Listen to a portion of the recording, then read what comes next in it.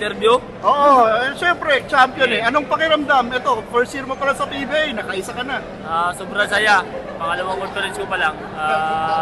Nag-champion na agad. So yun, thankful ako sa mga ka-teammate ko at sa coaching staff. Yun lang.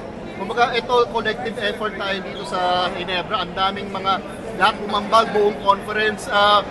Looking back at this conference, tapos nag-game 7 tayo, ano masasabi mo na ganito pala kahirap mag-champion sa PBA? Sobrang hirap pala. Lagi sinasabi ni Coach Tim na pahirap ng pahirap hanggang dulo.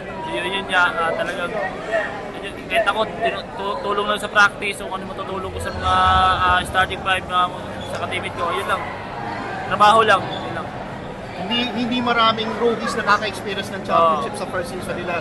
How blessed do you feel right now? Yun, sobrang thankful ako kay Lord.